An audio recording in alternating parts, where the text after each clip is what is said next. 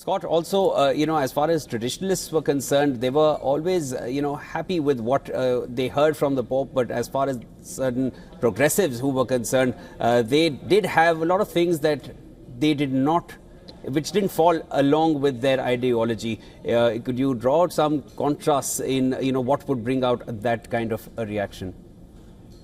I think if you're talking about progressives, I think there are those, and I see their point of view, who would like the church to be more forthright in terms of some of Pope Francis's statements on economic and social justice. We continue to see a lot of economic disparity in the world.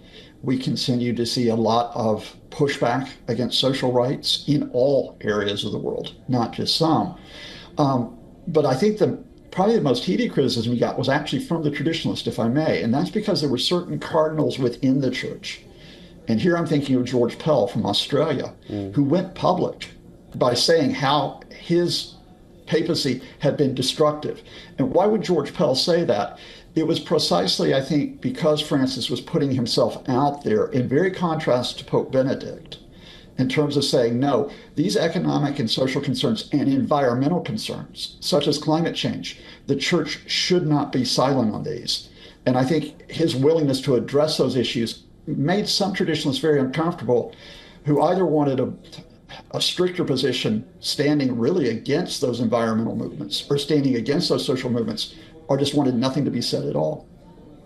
Scott, also, the Pope's comments on the ongoing conflicts in the world, he never shied away from his thoughts on that, whether it was Gaza, whether it was Ukraine, whether it was Myanmar, or, the conflicts taking place in Africa. How much of that do you feel caused friction with him and several other world leaders? Oh, I think you could see the sign of that this past weekend, in that the Pope had actually implicitly criticized the Trump administration's abandonment of rights when it dealt with migrants, when it dealt with refugees or asylum seekers.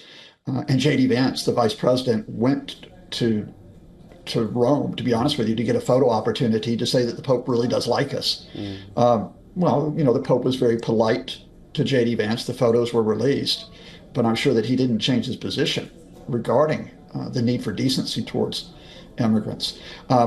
He argued for an end to bloodshed in these cases, these wars, these invasions, in some cases, these crimes against humanity, these mass killings. But again, the one area where I think that the church always has been conflicted, and this goes back decades, and I think it was still true under the Pope, was calling out the specific perpetrators of these aggressions. So whether he did that because he wanted to avoid confrontation, whether he did that because he thought you can't get a resolution if you call out an aggressor, I do think that, we have seen conflicts, not just in Gaza, not just Russia's invasion of Ukraine. We have seen episodes such as Myanmar, where being more explicit about who is doing the killing. Well, I would hope that a pope would do that. Pope Francis, I think, because of politics within the church and his own approach, did not. I don't think his successor will either, however. Scott, let me now toss over to my colleague Jyotsna, who's also there with us. Absolutely. Jyotsna, go ahead. Right, and because we were discussing about his involvement in diplomatic, not involvement, but like his comments on diplomatic issues, we have some reactions coming in. Iran has offered condolences after death of Pope Francis. The spokesperson has said the statement. Of course, Israel's president hails Pope Francis as boundless compassion. French President Macron has also reacted and said Pope Francis was always on the side of the most vulnerable. On that part, President of the European Parliament has also tweeted on social media X and said, Europe mourns the passing of His Holiness Pope Francis. His contagious smile captured millions of people's hearts across the globe. The People's Pope, and that's an important and interesting quote that we go and get for Pope. The People's Pope will be remembered for his love for life, Pope for peace, compassion for equality, and social justice. May he rest in peace. So we are getting this global reaction. Probably does indicate how big of and of course an international figure he has been, not just reacting on social issues but also political issues. Thanks, Yeah, Josna, for yeah, getting I us think the latest. And as of now, Scott, there are reactions coming in from all over. And even the French president has reacted to it. We have it on our screens in front. And of course, these reactions are going to be coming in from world leaders all over.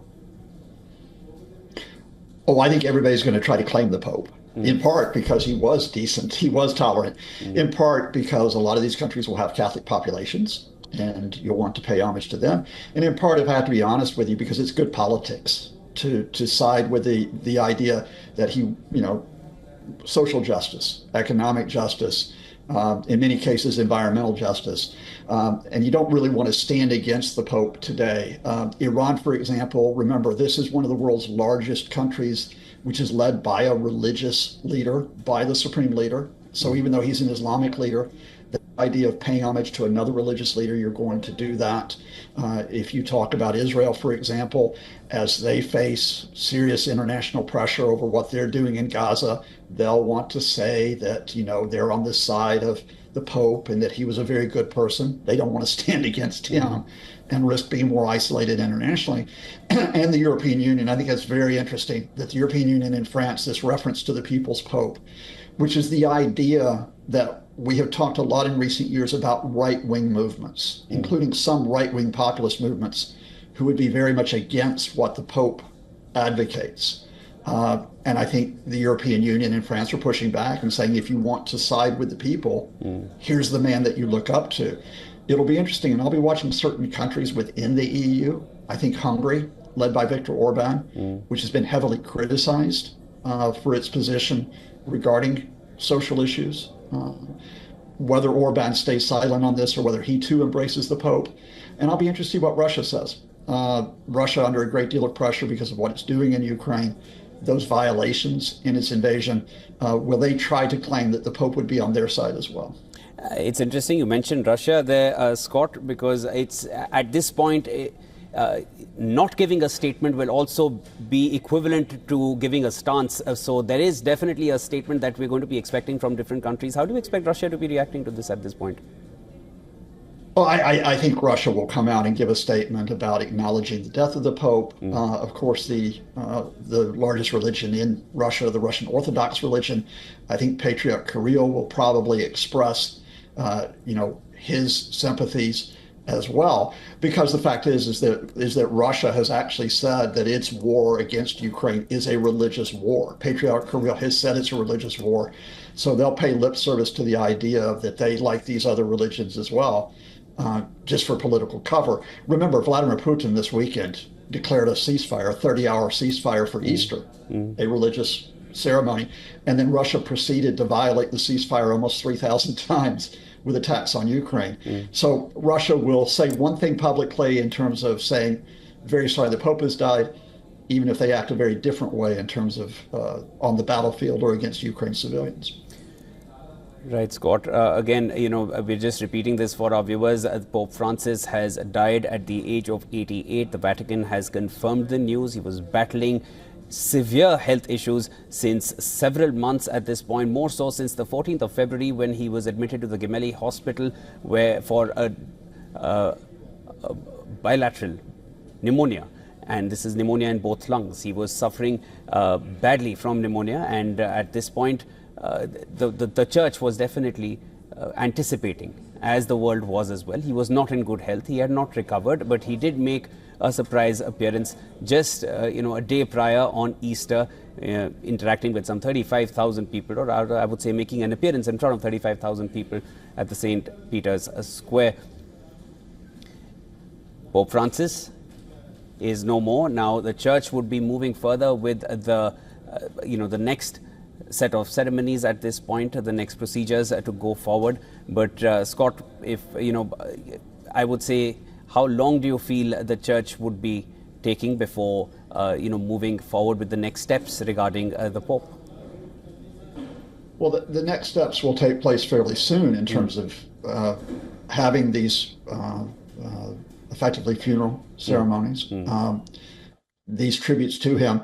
And then you'll proceed to start to talk about who will be the next Pope. But how long that will take, of course, that's the key question. I mean, we have had some successions which have been announced fairly quickly. We have had others that have taken weeks to take place.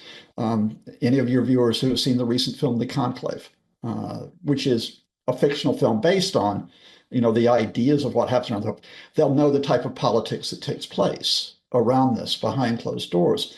I would expect that it may be relatively quick if the preparations have been laid down, given Pope Francis's health, for the succession, that some of this politics that will have already been carried out, again, I think to keep the church in a fairly moderate path, a fairly centrist path.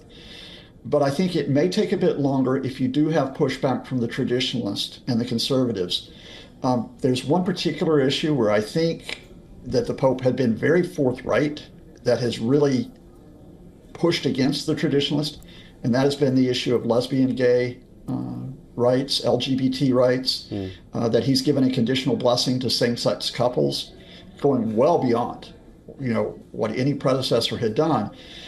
And I think if the traditionalists and conservatives really want to try to push back against that type of move that he made, if they really want the church to be less vocal in terms of social issues, environmental issues, they may try to pull this process a little bit longer and contest the succession.